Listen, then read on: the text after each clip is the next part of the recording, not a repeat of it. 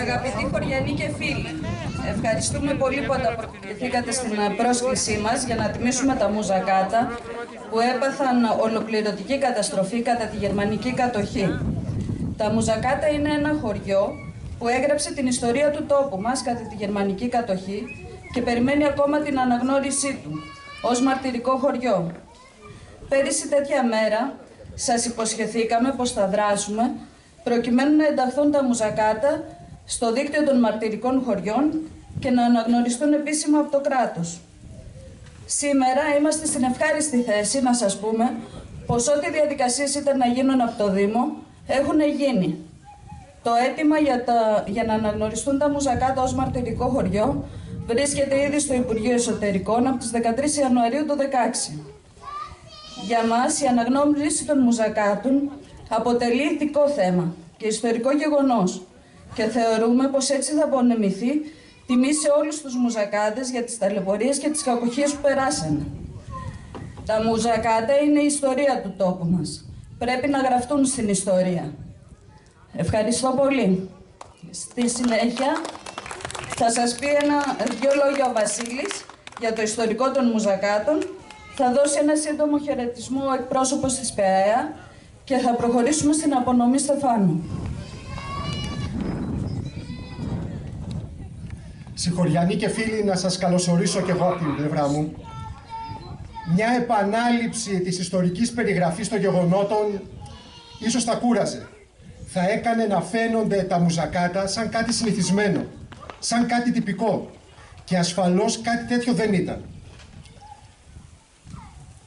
Χρειάζεται συνάμα όμως να μην χαθεί και η ιστορική και η χρονική σειρά των εκδηλώσεων.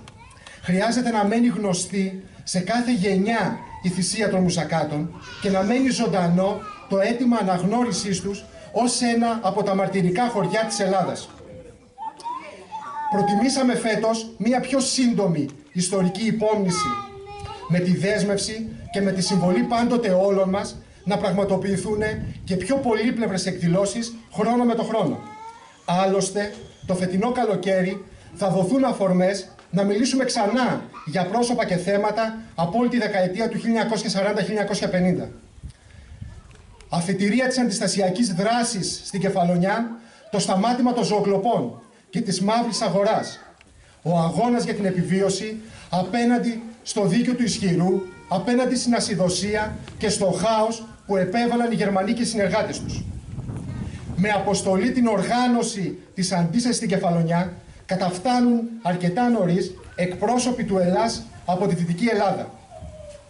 Τα Μουζακάτα εξελίσσονται σε όλα αυτά τα χρόνια 41-44 σε μία από τις έδρες του Αντάρτικου.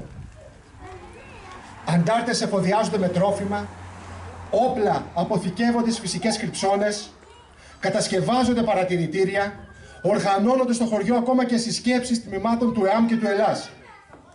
Μεταπολεμικοί κατάλογοι αποδεικνύουν ότι πολλοί κάτοικοι της περιοχής ήταν από τους πρωταργάτες και της Εθνικής Αντίστασης και του Ελλάς Κεφαλονιάς.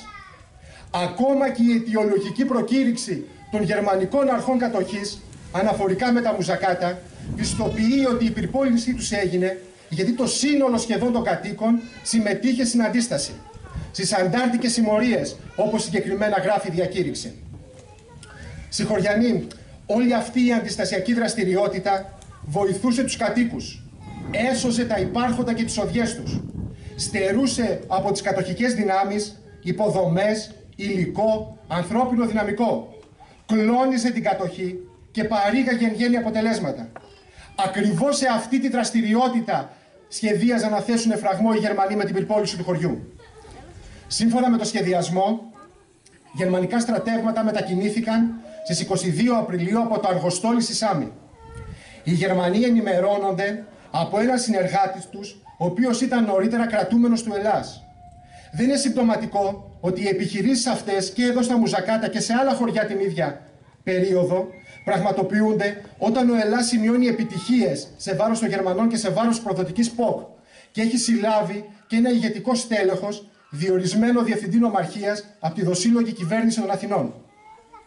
Την επόμενη μέρα, 23 Απρίλη, κυκλώνουν από τις πρωινές ώρες το χωριό από τρεις πλευρές. 7 προμεσημβρίας εισβάλλουν στα σπίτια, καταχρώνται την παραγωγή και τον εξοπλισμό των οικογενειών, διασκορπίζουν όσα δεν τους χρειάζονται, αναζητούν κυρίως όπλα, ανατινάζουν την εκκλησία του χωριού, περιχύνουν με βενζίνη όλα τα σπίτια. Σύμφωνα με μαρτυρίες, το χωριό καιγόταν όλη τη μέρα.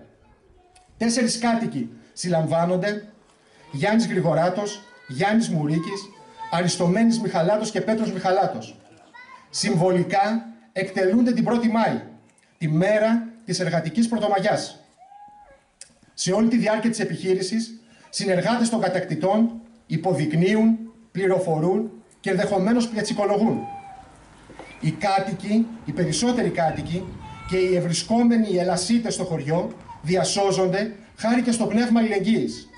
Ειδοποιούνται για την κίνηση των Γερμανών από τους κατοίκους των πιο κάτω χωριών και τα φυλάκια του Ελλάς και διαφεύγουν. Μετά την καταστροφή, κατά την αντίξωη παραμονή τους στην Ύπαιθρο και τις δύσκολες συνθήκες, μοιράζονται τρόφιμα, φιλοξενούνται από κατοίκους των διπλανών χωριών, πραγματοποιείται και κάποιος υπέρ τους έρανος στο υπόλοιπο νησί. Δεν σταματούν όμως. Ελασίτες των χωριών μας θα είναι από αυτούς που τις μέρες της απελευθέρωσης θα πολεμήσουν σκληρά στη Σάμικα την αποχώρηση των Γερμανών και θα εισέλθουν από τους πρώτους στο αργοστόλι. Θα μιλήσουν στον πληθυσμό, θα μεριμνήσουν πρώτα για το άνοιγμα των φυλακών. Μετά την απελευθέρωση, το χωριό δεν ξαναχτίστηκε. Εξαιτίας και του σεισμού και των τότε πολιτικών συνθηκών, του γεγονότος ότι πολλοί αγωνιστές συμμετείχαν αργότερα στο Δημοκρατικό Στρατό Ελλάδας. Οι κάτοικοι των Μουζακάτων δεν προβλήθηκαν από την πολιτεία ως πρότυπο, αλλά παρέμειναν πάντοτε με τον έναν ή τον άλλο τρόπο διωκόμενοι. Σε γενικές γραμμές, οι κάτοικοι του χωριού, οι κάτοικοι των Μουζακάτων δεν προσαρμόστηκαν ποτέ στην κατάσταση. Δεν διάλεξαν ούτε επινόησαν μια λιγότερο κακή επιλογή. Κατανόησαν ότι ο φασισμός δεν μπορεί να νικηθεί μόνος του, όπως δεν μπορεί να νικηθεί μόνη της και οποιαδήποτε καταπίεση, ξενική, εγχώρια, κοινωνική, οικονομική ή οποιαδήποτε άλλη. Η ολοκλήρωση της αναγνώρισής τους ως ένα από τα μαρτυρικά χωριά της Ελλάδας θα είναι μία ακόμα δικαίωση, νομική αυτή τη φορά, των αγώνων και της προσφοράς τους. Εξίσου σημαντικό και όσοι ζουν ή οι απόγονοί τους να καταγράψουν τις μαρτυρίες, να γνωστοποιήσουν στοιχεία και υλικό που διαθέτουν, να συμβάλλουν και αυτοί, να υποστηρίξουν και αυτοί τη μνήμη των Μουζακάτων. Η 23η Απριλίου 1944, επομένως, δεν είναι ούτε ένα συμπτωματικό, ούτε ένα μεμονωμένο γεγονός. Είναι πτυχή της εθνικής αντίστασης. Είναι, αν θέλετε, συνέχεια στους παλαιότερους αγώνες κατά των Άγγλων. Είναι ένα στοιχείο από την παράδοση και την ιστορία του τόπου μας. Σας ευχαριστώ. Δημοκρατικού Στρατού της Ελληνιάς, του Διονύση του Γερονιμάτου, που δεν μπορεί να παρευρεθεί, θα σας διαβάσω ένα σύντομο χαιρετισμό. Στην εκδήλωση που κάνετε για να τιμήσετε και να μάθουν οι νεότεροι για την επέτειο του εμπρισμού του γειτονικού σας χωριού Μουζακάτων από τους Ναζί Γερμανούς κατακτητές και των συνεργατών τους Ποκητών στις 23 Απριλίου του 1944, σαν ΠΑΕΑ Δημοκρατικού Στρατού Ελλάδος συμπαραστεκόμαστε, τιμούμε και αποτιμούμε φόρο τιμή στα θύματα που συνέλαβαν και εκτέλεσαν οι Γερμανοί κατακτητές την Πρωτομαγιά του 1944 στο χώρο του Παλαιού Μουσείου στο Αργοστόλι, δίπλα από τις φυλακές, που είναι ο Ιωάννης Γρηγοράτος, ο Αριστομένης Μιχαλάτος, Πέτρος Μιχαλάτος και Ιωάννης Μουρίκης. Συν 2 Δημήτρης Μπάλας και Ορτόγροτος Μπάλας από τα Αργίνια. Αγωνιζόμαστε μαζί από το άλλο μαρτυρικό χωριό που κάψανε πρωτήτερα οι Γερμανοί, τα Αργίνια, στις 15 Απριλίου του 1944.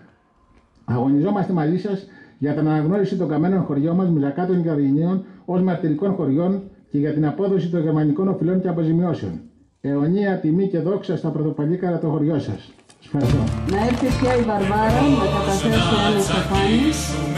Τυράννους φασίστες της νέας Ελλάδας, να γίνουμε χτίστες, ντροπή για το νέο στη μάχη αδέλικτη. Και ελπίζουμε του χρόνου τέτοια μέρα να γιορτάσουμε εδώ πέρα πάλι την αναγνώριση των Μουζακάτων ως μαρτυρικό χωριό.